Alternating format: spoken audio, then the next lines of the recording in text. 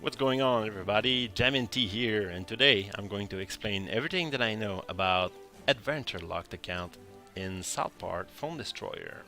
So first of all, what is an Adventure Locked account? An Adventure Locked account basically is just an account on which you only have adventure and neutral rewards. So you don't get any fantasy, any sci-fi, or any mystical cards or materials ever. So the first thing to know is how to do this. Well, how to do this is pretty simple. What RegLinks consider the tutorial in this game is the first 10 stages. So unless you finish all of these 10 stages, you are still considered in the tutorial. So to stay in adventure locked, or what exactly means an adventure locked account, is you don't finish this tutorial. So here I am at level 18 new kid that completed all of the first 9 stages, all of the 15 possible replayable episodes, but I never beat Stand of Many Moons. So this basically is how you create an adventure locked account. And you might want to ask, what is the goal of this if you can't play the game? Well, the goal of this is to have a competitive account in PvP matches.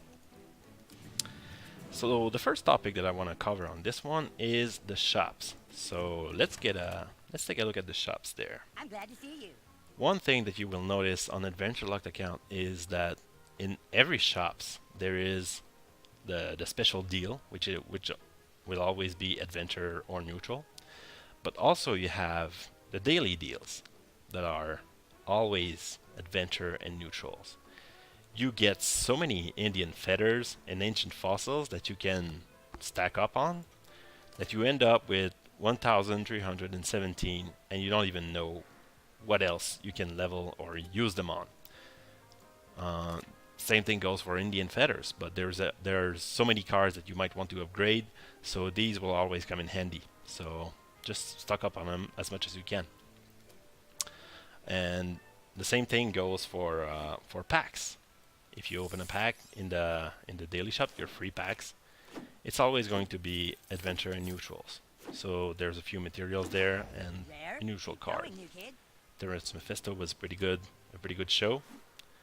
Um, let's see what's in this second pack. Some more adventure and neutral cards Rare, and they're another right? rare card. So that's pretty good. Now let's go take a look at the Butters shop, which is where things really get interesting on an adventure locked account. Because when you get into the Butters shop with PvP tickets, what you get is every day you will have at least one epic card suggested, a ton of rare cards, you will see those a lot, and you will see silver materials and gold materials for adventure and neutrals. You will see plenty of them, so you can stock up really quickly on those two themes. It is really the only way, the only viable way to stock up on neutral materials, since there are no replayable PvP missions that you can do for neutral to farm those materials. And also, there are really rarely neutral events that are going to give specifically neutral materials and cards. So these get a little bit more complicated to get on a standard account, but on an adventure locked account you get them all the time. So now let's move on to the event rewards. So on an adventure locked account, every reward you will get from these event packs are going to be adventure and neutral. I can't say that often enough. So let's try and see what's in this fourth pack here. So it's the fourth event pack. Nothing too special about this one. But when you flip those cards, this is where it gets really satisfying. You get all those nice materials you need. See all of those Indian Rare, that's it. feathers, Just a rare. He's rare stuck, new cards that I want. Common cards as well. Here's Terrence and Philip. Oh, and that's another thing. This is a neutral card. So having less potential cards that I get in every pack means I have more chances to get these out of the event packs. So I expect to get more Terrence and Philip cards on this account than I will on my other two accounts. I'm not going to open all of the packs, but I'm just going to open this very interesting 5th team pack here. Guaranteed new card. Let's see what's in it. Couple coins, some cash, that's very good. 7 ancient fossils, 5 silver neutral materials, and 3 gold materials.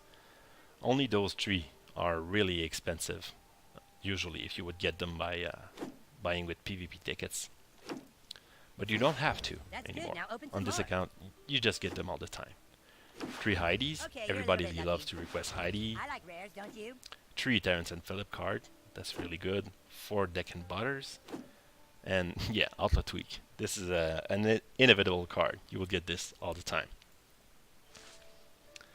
So this is really interesting. With every pack you open, you really improve your deck and your potential as a competitive player.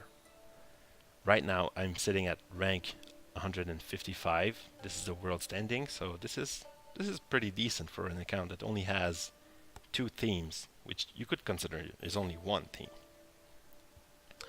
So there's that. The other question that I want to cover is the card packs that you have with cash offers. So when you go to buy some of these more interesting, or less interesting, should I say, sorry about that, packs here, the content will be 35 cards, guaranteed at least 10 rares and 3 epics, and these will be 3 adventure and neutral epics. But the really only pack that is good to get here is the upgrade items, because 35 upgrade items for adventure and neutrals only. If you are in a pinch, you can be reassured that you will get those neutral and adventure materials that you need.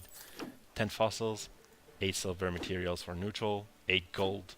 This is a really good pack there, and 4 arrowheads. So if you need to stock up on materials quickly and you want to invest a little bit of money, this is a really good opportunity to level up really fast.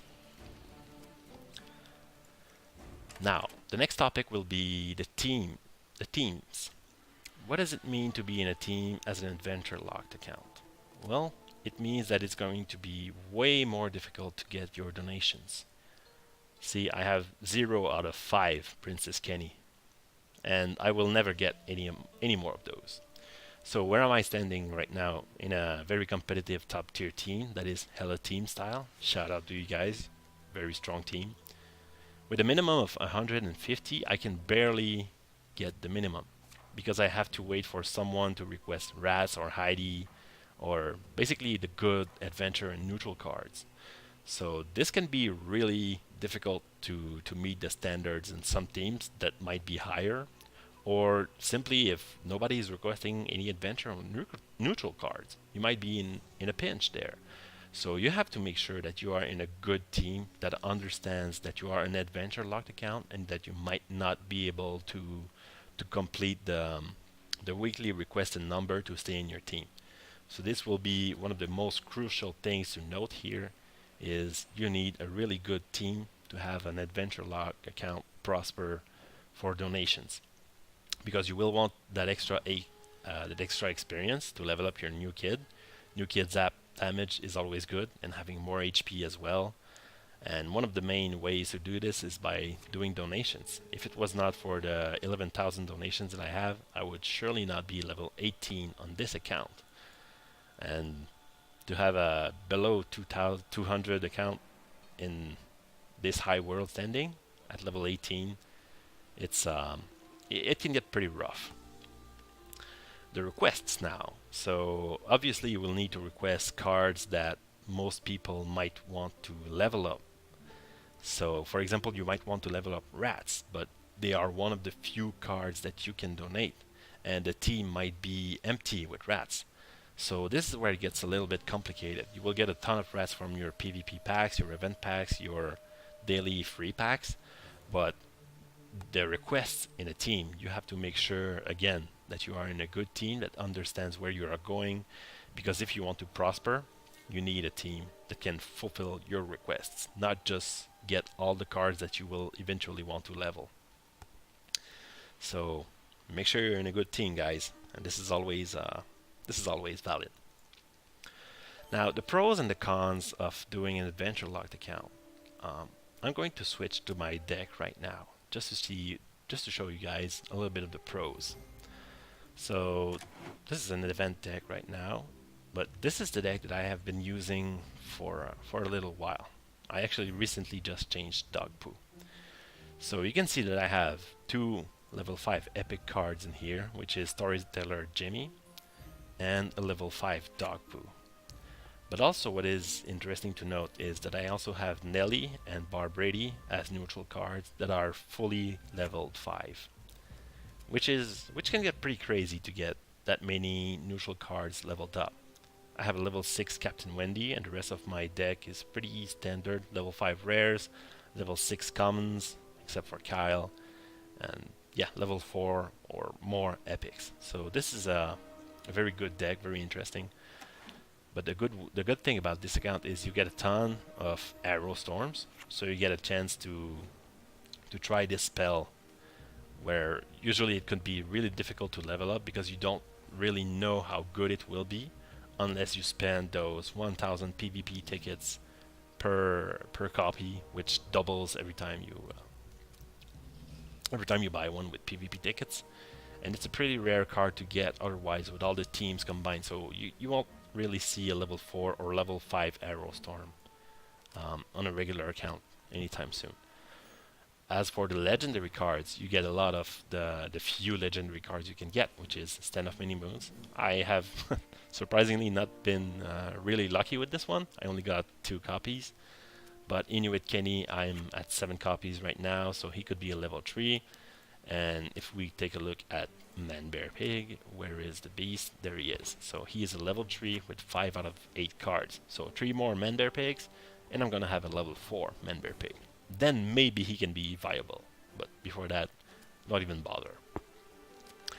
And the other epics, Marcus, 78 out of 100. Towley, which was recently released. I did not buy any of the premium packs. I have 16 out of 25, which is pretty decent. I see this guy a lot in the shops every other day or so. We saw Dog Poo. We saw what else? What else is in there? Hook and Clyde 94, Arrowstorm 59. So that's really good. Shaman Token. I never really requested this card, and I'm very close to level 6.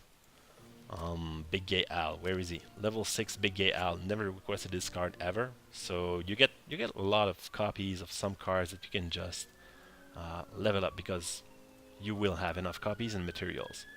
As for the neutrals, well, Rats are leveled up. Towley, Marcus, Nathan, PC, every neutral card that I find interesting has been leveled up because I have so many materials that I could just level pigeons fully right now. So this is the very top positive aspect of the Adventure Locked account. Another positive aspect of it is that as a free-to-play player, it is really rewarding to play like this because you will constantly see your deck grow every week. Every week you will get something new or something to a next level, even if you don't do full requests, just by playing the game. And if you can hit locker limit every day, then you're going to be really competitive really fast. So it gets you the card levels that you need really quickly. But as for the other cards, you don't get as many. You might get a few copies here and there, but really you cannot count on those. There's a ton of cards that I don't have and that I can't have. Now, one interesting card is this card right here, which says unlocks at episode 3, which is the 11th single player mission. And this is Mr. Hanky. So there is one neutral card that Adventure Locked accounts cannot get, and it's Mr. Hanky. So until I unlock, there is no way I'm gonna see this little piece of shit. Gotta call it for what it is, right? One of the downsides of the Adventure Locked account is that, well, it says it for itself. You don't have any of the other themed cards, so unless you stay that way for a very long time, you're gonna have a really when you unlock, you're gonna have a really hard time catching up with those other themes. So you might introduce one card at a time from another theme, but it's going to be a really slow progress. And as soon as you do, you basically cripple your whole progress that you've been able to achieve so far. You're going to dilute your rewards so much that it's not going to be really viable anymore. Well, it's going to take a really long time for it to become viable. Now, one other con of doing an adventure locked account is that there are no premium offers. These are disabled until you complete the tutorial. But in some instances, you might get a premium offer that's going to show up. For example, I bought a Rogue Token premium offer that was for 1,550 cash. And when I opened the pack, there was absolutely nothing in it. I did not get any Rogue Tokens, no materials, nothing. But the cash was gone. So be aware that if you see an offer that is showing you something else than adventure cards and rewards, don't fall for it. It's most likely going to be a bug. Don't even buy those, because you will lose your cash and then you will have to make a case to get refunded, which I have not been yet, but this is in progress, and I have faith in Red Leagues that I will get my refund at some point. So that's pretty much all there is to say about an adventure lock that I can think of right now. If you guys have any additional questions, feel free to add them in the comment section below, and I will do my best to answer them the best of my knowledge. Yeah, this is it. Until then, have a good time, guys, and thanks for watching.